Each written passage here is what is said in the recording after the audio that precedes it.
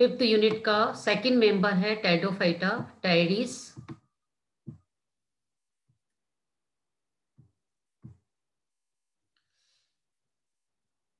Pteridophyta की plant body sporophytic होती है, इसलिए यहाँ पर ये टेरिस जो प्लांट है इसकी प्लांट बॉडी भी स्पोरोफिटिक है। The main sporophytic plant body is differentiated into root, rhizomatous, stem and leaves. तो इनकी प्लांट बॉडी जो है रूट, राइजोम और लीफ में डिफरेंशिएटेड होती है। तो ये आप देख सकते हैं, ये सबटेरेनियम रीजन है जो अंडर ये सोइल की सरफेस पे ग्रो करता है। तो ये राइजोम है और ये लीफ है, देन नीचे आप देख सकते हैं ये रूट है। तो इन तीन पार्ट्स में इसका जो स्पोरोफाइट है वो डिफरेंशिएटेड रहता है। Root, the primary root is ephemeral and is replaced by a large number of adventitious roots developed all over the surface of the rhizome. Primary root जो है वो एफेमेरल होती है, इसका मतलब है बहुत कम समय के लिए रहती है और शीघ्र ही इसकी जगह पर बहुत सारे नंबर में एडवेंटिशियस रूट डेवलप हो जाती हैं। और ये एडवेंटिशियस रूट जो है ये राइजोम की पूरी सरफेस को कवर कर लेती हैं। The roots are small and branched. Roots जो है साइज में छोटी होती हैं और ब्रांच्ड होती है। The TS of root shows an outer piliferous layer, a cortex and central stele. जब हम रूट का टीएस देखते हैं तो उसमें क्या देखते हैं कि बाहर की तरफ जो एक लेयर होती है वो पिलीफेरस होती है, अभी देखेंगे एनाटॉमी में। और कॉर्टेक्स होता है, देन सेंटर में सेंट्रल स्टील होती है। The cortex is differentiated into a parenchymatous outer cortex and a sclerenchymatous inner cortex. Cortex भी दो पार्ट में डिफरेंशिएटेड रहता है। आउटर कॉर्टेक्स जो होता है वो पैरेंकाइमा का बना रहता है, जबकि इनर कॉर्टेक्स जो होता है वो स्क्लेरेंकाइमा टिश्यू का बना रहता है। स्क्लेरेंकाइमा टिश्यू जो होते हैं थिक वॉल टिश्यू होते हैं और स्टील जो है जनरली प्रोटो स्टील होती है और ये डायार्क और एक्सार्क होती है। डायार्क मतलब जब जाइलम और फ्लोएम के दो ग्रुप हों तो इसको हम डायार्क कंडीशन कहते हैं। और एक्सार्क का मीनिंग होता है जब मेटाजाइलम बाहर की तरफ और प्रोटोजाइलम सेंटर की तरफ हो। तो रूट में हमेशा जाइलम एक्सार्क होता है और स्टेम में हमेशा जो जाइलम होता है वो एंडार्क होता है। तो ये कंडीशन है रूट के लिए। देन नेक्स्ट अगर स्ट्रक्चर देखें हम तो राइजोम का टीएस है। तो राइजोम और स्टेम में भी क्रिपिंग, जैसा अभी हमने देखा था कि ये सोइल की सरफेस पे ग्रो कर रहा था, तो ये क्या है, तो क्रिपिंग भी हो सकता है और इरेक्ट भी हो सकता है। तो क्रिपिंग तो टेरिस ग्रांडिफ्लोरा में होता है, जबकि इरेक्ट कंडीशन आप दे सकते हैं टेरिस क्रिटिका में या विटेटा में देख सकते हैं, विच मे और मे नॉट शो ब्रांचिंग। तो इनमें ब्रांचिंग हो भी सकती है और नहीं भी हो सकती है। The rhizome is differentiated into node और इंटरनोड्स। राइजोम जो है नोड और इंटरनोड में डिफरेंशिएटेड रहता है and its entire surface is covered with scale. उसकी पूरी सरफेस पर स्केल्स पाए जाते हैं। The growing point of rhizome is covered with रेमेंटा। Rhizome का जो ग्रोविंग पॉइंट होता है वो पूरी तरफ से रेमेंटा के द्वारा कवर्ड रहता है। ये लीव्स होती हैं ये भी। Anatomically, the rhizome show an outer single layer epidermis, a few layered thick sclerenchymatous hypodermis, and a broad parenchymatous cortex with a diversified stellar organization. यदि हम राइजोम की एनाटॉमी की स्टडी करें तो हम क्या देखते हैं कि सबसे बाहर की तरफ सिंगल लेयर होती है एपिडर्मिस की। एपिडर्मिस के बाद कुछ लेयर जो है वो थिक वॉल टिश्यूज की बनी होती है जिसको हम हाइपोडर्मिस कहते हैं। हाइपोडर्मिस जो है स्क्लेरेंकाइमेटस होती है। देर उसके बाद का जो ब्रॉड रीजन होता है वो कॉर्टेक्स होता है और कॉर्टेक्स जो है वो पैरेंकाइमा टिश्यू का बना होता है और सेंटर में स्टील होती है और जिसमें बहुत ज्यादा वेरिएशन देखने को मिलता है।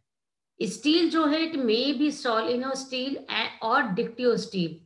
तो या तो सोलिनो स्टील होती है या वो डिक्टियो स्टील होती है। Even the diversity is noted in different region of the rhizome in the same species. यदि आप एक सेम स्पीसीज में राइजोम की एनाटॉमी को आप डिफरेंट लेवल से देखें, तो अगर राइजोम को हम डिफरेंट लेवल से कट करें तो हम क्या देखते हैं कि उसमें जो उसकी स्टील है उसमें काफी वेरिएशन देखने को मिलता है।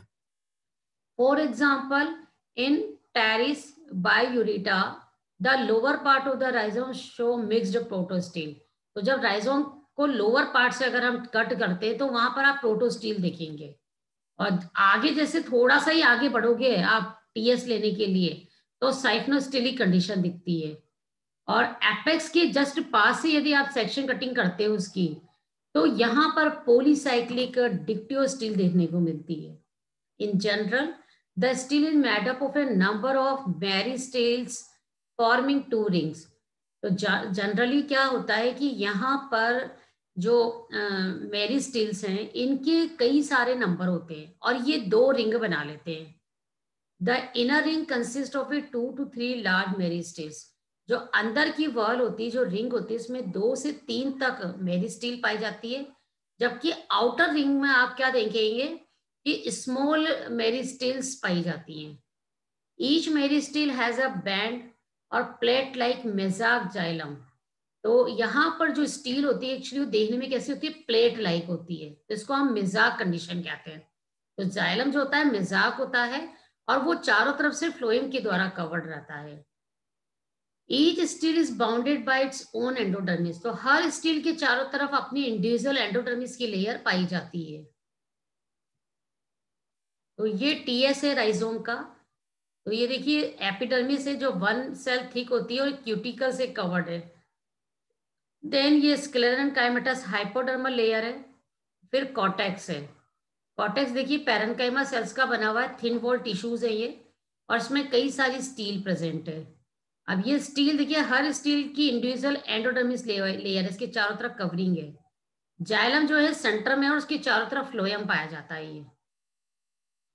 तो ये देखिए मेटा जाइलम है और ये एंडोडर्मिस से कवर्ड है। तो कई सारी स्टील है नंबर में, बट हर स्टील के चारों तरफ अपने चारों तरफ खुद की एंडोडर्मिस है। तो ये टीएस ऑफ राइजोम था। Next TS of leaf.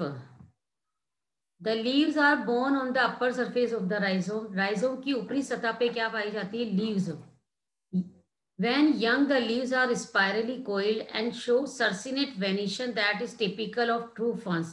जिस तरह से हम फर्न्स में देखते हैं कि जो यंग लीव्स होती हैं वो सर्सिनेटली कोइल्ड होती हैं, अंदर की तरफ कोइल होती जाती हैं। तो सेम यहाँ पर भी हम स्पाइरली कोइल्ड लीव्स देखते हैं जो काफी कुछ जो है फर्न से रिजेंबल करता है।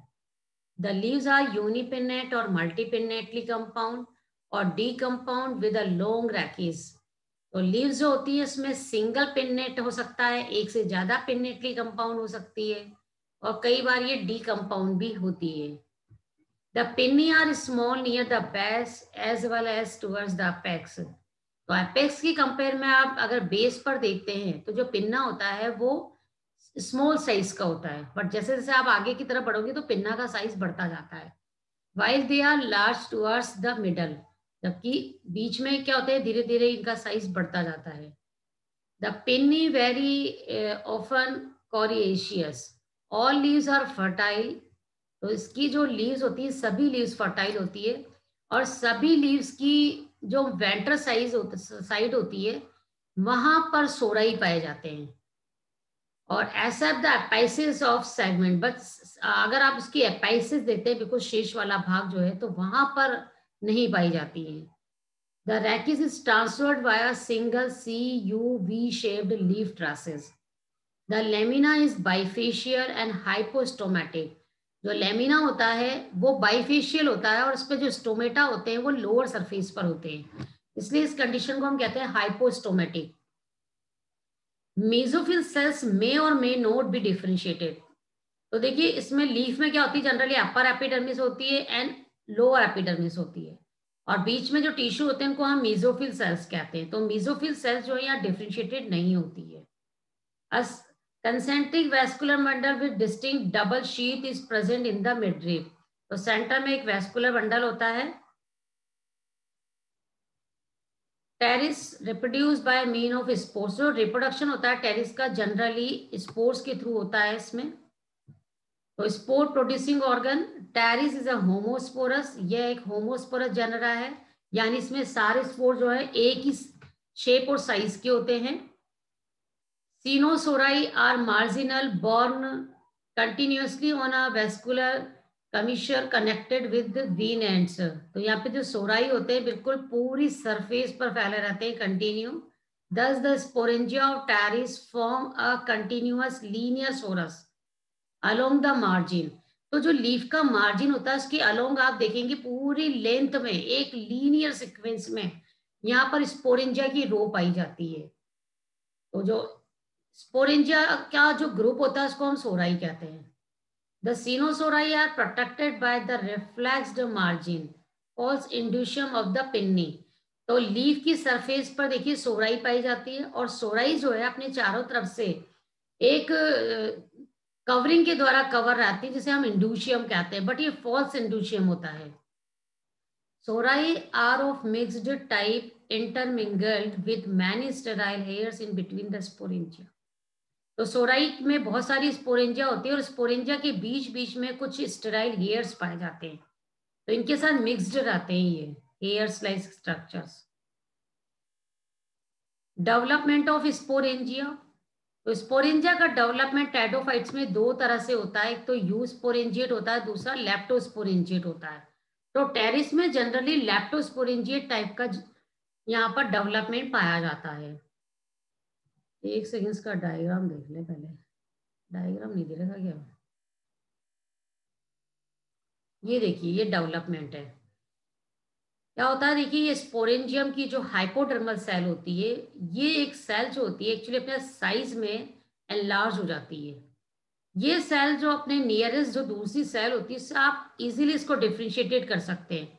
यानी इसका शेप है, इसका साइज है, प्रोटोप्लाज्म है, न्यूक्लियस है, सब कुछ इसके नियरेस्ट क्लास जो सेल्स है उससे काफी क्लियर रहता है, तो आप इजीली इसको आइडेंटिफाई कर सकते हैं।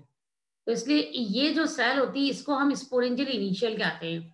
स्पोरेंजियल इनिशियल सेल में क्या होता है, फिर ट्रांसफर डिवीजन होता है। देखिए ट्रांसफर डिवीजन होने से दो सेल बनती है, एक तो अपर सेल, दूसरी लोअर सेल। और ये जो अपर सेल होती है इसमें देखिए यहाँ पर एक ये ओब्लिक डिवीजन होता है, ओब्लिक यानी तिरछा, ये ओब्लिक डिवीजन होते हैं।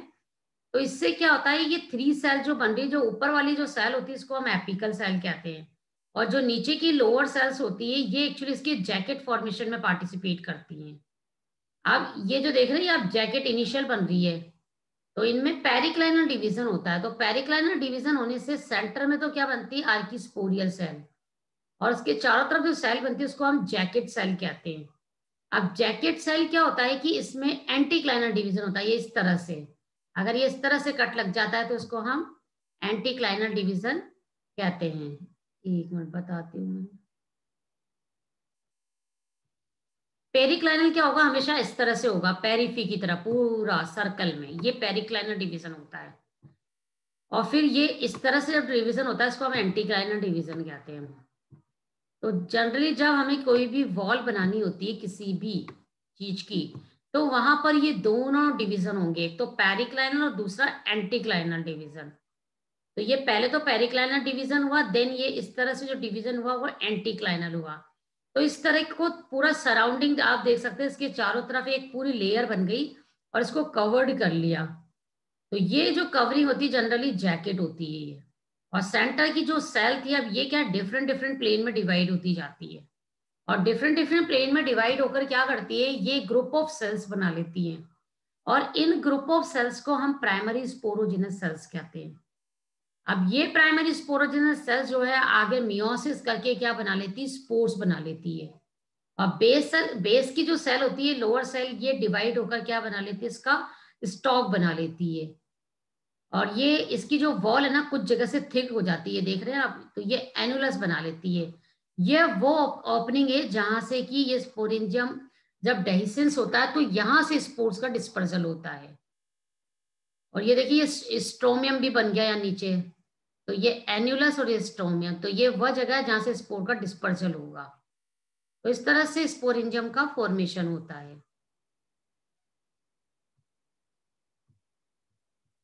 तो इसका ये थ्योरी पार्ट है, बैक जो हमने पढ़ा था, ये देखिए। तो नेक्स्ट है गैमेटोफाइट। अब ये गैमेटोफाइट कैसे बनेगा, ये स्पोर जर्मिनेट करेंगे तो गैमेटोफाइट बनाएंगे। तो ये एक बार इसका डेवलपमेंट रीडिंग कर लेते हैं। The development of sporangium Pteris of leptosporangiate. Leptosporangiate का मीनिंग है जब सिंगल सेल से डेवलपमेंट होगा। A single superficial cell of the receptacle function as the sporangial initial. तो जब एक सिंगल सेल जब वर्क करेगी यहाँ पर, तो उस सुपरफिशियल सेल को हम क्या कहते हैं? Sporangial initial. ये स्पोरेंजियल इनिशियल में क्या होगा? ट्रांसवर्स डिवीजन होगा। तो ट्रांसफर डिवीजन होने से हमने देखा था 2 सेल बनी थी, एक तो अपर सेल और दूसरी लोअर सेल। लोअर सेल अभी यहाँ पे पार्टिसिपेट नहीं करेगी स्पोरेंजियम के डेवलपमेंट में, जबकि जो अपर सेल होती है उसमें ऑब्लिक डिवीजन होता है, यानी तिरछा डिवीजन होता है, जिससे ये 3 फेसेस में डिवाइड हो जाता है और सेंटर में एक एपिकल सेल बन जाती है। एपिकल सेल जो है ये डिफरेंट प्लेन्स में कट करती है, 3 फेसेस में कट करती है। देन एपिकल सेल में अब पेरिक्लाइनल डिवीजन होता है, जिससे आउटर जैकेट सेल बनती है। अब ये जैकेट इनिशियल सेल जो है, मैंने बताया था एंटीक्लाइनल डिवीजन होता है, तो इससे एक सिंगल लेयर जैकेट बन जाती है। और सेंटर की जो आर्किस्पोरियल सेल होती है वो भी पेरिक्लाइनली डिवाइड होकर 2 सेल बना लेती है, आउटर और इनर। और टैपिटल इनिशियल जो होती है ये पेरिक्लाइनली डिवाइड होकर इसके चारों तरफ एक लेयर बनाती है, इसको टैपिटम कहते हैं हम। और जो प्राइमरी स्पोरोजिनस सेल्स होती है ये डिवाइड होकर स्पोर्स मदर सेल बनाती है। और स्पोर मदर सेल में जब मियोसिस होगा तो क्या बनाएगा? हैप्लॉइड स्पोर्स बन जाते हैं। तो ये डेवलपमेंट हो गया इसका स्पोरेंजियम का। अगर हम मिच्योर स्ट्रक्चर देखें, मिच्योर स्पोरेंजियम का, तो देखिए the jacket of the capsule is single layer but with 3 different type of cells. तो जैकेट जो होती है कैप्सूल के चारों तरफ वो सिंगल लेयर्ड होती है और 3 डिफरेंट टाइप्स की यहाँ सेल्स पाई जाती है। फर्स्ट देखिए, एक thick walled vertical annulus incompletely over arch the sporangium. तो स्पोरेंजियम के चारों तरफ जो इंड्यूशियम है ये थिक वॉल्ड सेल्स की बनी हुई होती हैं, बट ये पूरी कंप्लीटली इसको कवर नहीं करती, हाफ रीजन में कवर करती है। Thin walled radially arrange stomium, और उसके नीचे स्टोमियम था, हमने देखा था, जो थिन वॉल्ड होता है। Large parenchymatous cells with undulated walls, और फिर इसके बाद लार्ज सेल्स होती है पैरेन्काइमेटस, और जो कैप्सूल्स होते हैं उसमें कई सारे स्पोर्स होते हैं। तो ये कैप्सूल हैं, इनमें स्पोर्स होते हैं। और स्पोर्स आर स्ट्रक्चरली फंक्शनली कैसे होते हैं? बिल्कुल एक जैसे होते हैं, इसलिए टेरिस जो है वो होमोस्पोरस टेरिडोफाइट है। स्पोर जो है वो ट्राइएंगुलर शेप में इसका रप्चर होता है, यानी जब जब भी रप्चर होगा तो ट्राई लीट में होगा ये। इसके चारों तरफ 2 वॉल्स होती है, आउटर वॉल जो होती है उसको हम एक्साइन कहते हैं, और जो एक्साइन होती है वो ऑर्नामेंटेड होती है, थोड़ी कलर्ड भी होती है, ये थिक वॉल्ड होती है ये। अब गैमेटोफाइट कैसे बनता है? जब स्पोर जर्मिनेट करता है तो गैमेटोफाइट का फॉर्मेशन होता है। तो the spore germinate after falling on the suitable substratum. तो जैसे ही सुटेबल सबस्टेटम पर ये स्पोर जब जाता है तो वहां जर्मिनेशन स्टार्ट हो जाता है। और स्पोर की वॉल जब रप्चर हो जाती है तो इनर जो कंटेंट होते हैं वो जर्म ट्यूब्स के अंदर आ जाते हैं। और फिर जर्म ट्यूब्स क्या है? इससे पहले फर्स्ट राइजोइड बनता है, देन फर्स्ट प्रोथेलियल सेल बन जाती है। और प्रोथेलियल सेल डिवाइड होकर क्या करती है? एक फिलामेंटस एपिकल टर्मिनल सेल बनाती है, और ये सेल अपने 2 फेसेस पर कट करती है। इस तरह से पहले तो यंग प्रोथेलस बनता है, और ये प्रोथेलस जो है फिर धीरे धीरे कॉर्डेट शेप का हो जाता है, ये देख रहे हैं हार्ट शेप का हो जाता है। फिर डोर्सी वेंट्रल हो जाता है, दोनों सरफेस में डिफ्रेंशिएटेड हो जाता है, फ्लैट हो जाता है, और ये फोटोसिंथेटिक होता है। तो प्रोथेलस जो है जनरली पैरेन्काइमेटस सेल्स का बना हुआ होता है, इसमें सिंगल सेल थिक होता है ये। सेंटर में ये इसमें कई सेल थिक होता है, लेकिन वन लेयर आउटर एपिडर्मिस जैसा होता है ना, ये वन सेल थिक है मार्जिन, बट सेंटर में क्या है? ये कई सेल्ड थिक होता है ये।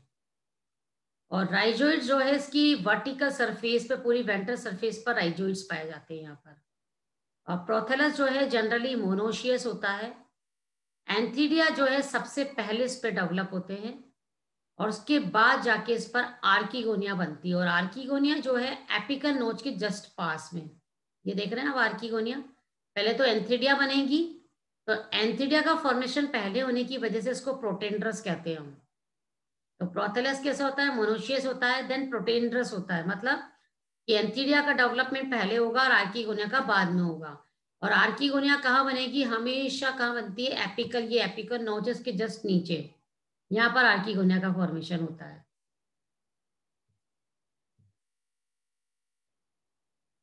ये मेच्योर स्पोरेंजियम का स्ट्रक्चर अभी हमने देखा था, ये एन्युलस था, देन ये स्ट्रोमियम, ये एंथीडियम का डेवलपमेंट है। तो एंथीडियम का डेवलपमेंट सब में जनरली लगभग एक सा ही होता है। A superficial cell on the vertical ventral surface of the prothallus function as an एंथीडियन इनिशियल। देखिए प्रोथेलस पर ही मेल और फीमेल जो सेक्स ऑर्गन है उनका फॉर्मेशन होता है। तो अगर इसके डेवलपमेंट देखते हैं तो जो सेल है वो भी कौन सी होगी, प्रोथेलस की कोई एक सुपरफिशियल सेल जो होगी वही किसकी तरफ वर्क करती है, एंथीडियल इनिशियल की तरह। अब ये एंथीडियल इनिशियल जो इसमें एक ट्रांसफर डिवीजन हुआ, देखिए आप, एक अपर सेल बन गई, एक लोअर सेल बन गई। तो ये ट्रांसफर डिवीजन होने से फिर ये लोअर सेल हो गई। फिर इसमें हायर टर्गर प्रेशर होने की वजह से जो अपर सेल है उसमें क्रॉस वॉल बन जाती है, क्रॉस वॉल बन जाती है।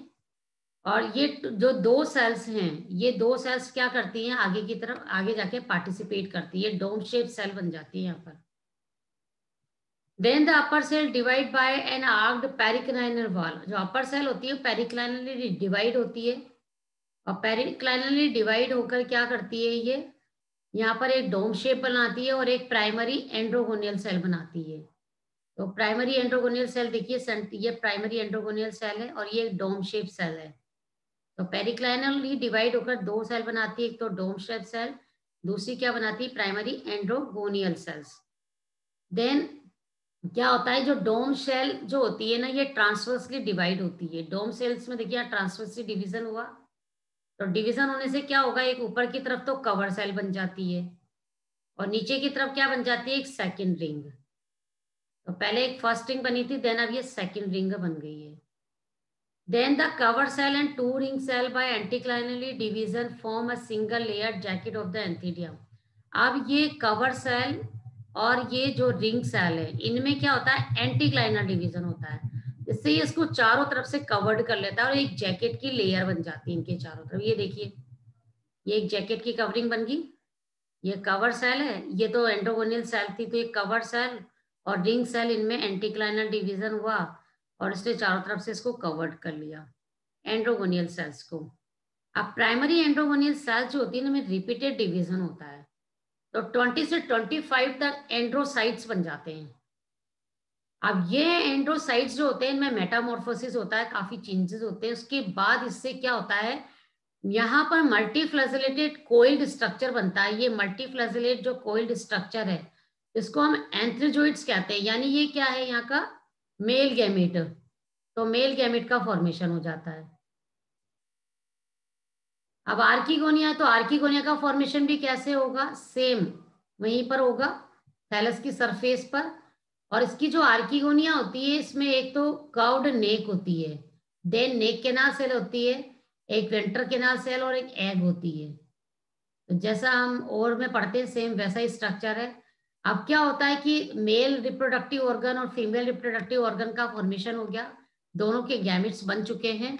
तो फर्टिलाइजेशन में क्या होगा कि मेच्योरिटी जब हो जाती है तो उस समय एंथीडियम जब मेच्योर हो जाता है तो वाटर एब्जॉर्ब कर लेता है, और वाटर एब्जॉर्ब करके वो सेलअप हो जाता है। और इससे क्या होता है, इसके एंथीडियम के अंदर जो कवर सेल है, कवर सेल पर एक्चुअली क्या प्रेशर इंक्रीज हो जाता है। तो प्रेशर इंक्रीज होने के कारण क्या होता है कि ये स्प्लिट हो जाती है कवर सेल्स। तो जब कवर सेल स्प्लिट हो जाती है तो एंथ्रोजोइड जो है ना बाहर आ जाते हैं, बट वो किसके साथ आते हैं, वाटर फिल्म के साथ। और प्रोथेलस की सरफेस पर वो क्या करते हैं, मूव करते रहते हैं उस फिल्म के अंदर। फिर बिल्कुल इसी सेम टाइम पर क्या होता है कि जो वेंटर केनाल सेल्स है, नेक केनाल सेल्स है, नेक सेल्स है, ये सारी की सारी सेल्स जो होती हैं ये डीजनरेट हो जाती हैं।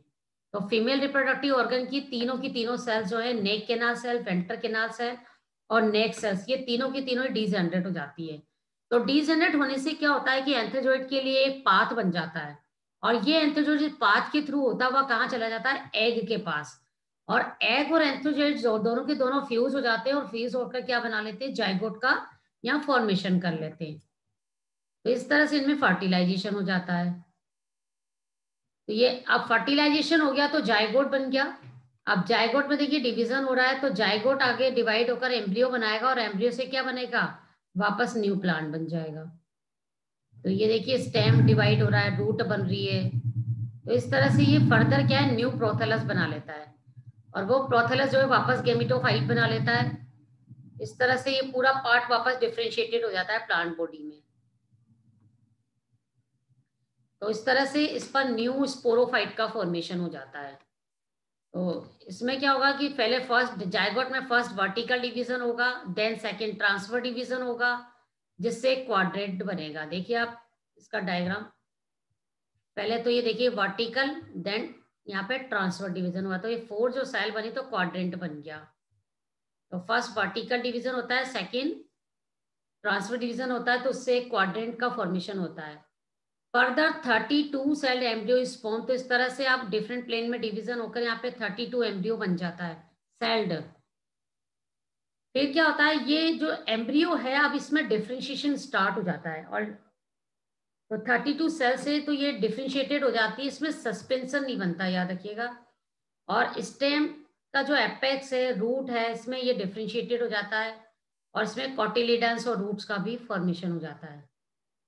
तो इस तरह से ये देखिए, और with the development embryo the venter of the archegonium form a protective layer. तो आर्किगोनिया की जो वेंटर होती है उसके चारों तरफ प्रोटेक्टिंग कवरिंग बनाती है। इस प्रोटेक्टिंग कवरिंग को हम कैलेप्ट्रा कहते हैं।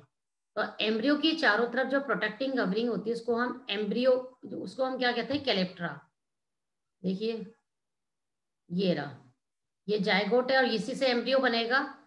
तो ये जो फीमेल रिप्रोडक्टिव ऑर्गन है, ये क्या है, फीमेल रिप्रोडक्टिव ऑर्गन में वेंटर में हो रहा है ये सारा काम। तो वेंटर से क्या बन रहा है, इसकी चारों तरफ जो प्रोटेक्टिंग कवरिंग बन रही है उसको हम कैलेप्ट्रा कहते हैं। तो ये कैलेप्ट्रा का फॉर्मेशन हो जाता है। In the young embryo the root and cotyledon grow more rapidly than the shoot. तो यंग एम्ब्रियो में आप क्या देखते हैं कि शूट की कंपेयर में जो कॉटिलिडन से रूट है वो तेजी से ग्रो करता है। The root persists the prothallus and establishes the sporeling in the soil. अब ये रूट जो है धीरे धीरे क्या करती है, सोइल के अंदर पेनिट्रेट कर जाती है। Later the first leaf develop, और इस तरह से शूट पे फर्स्ट लीफ डेवलप हो जाती है।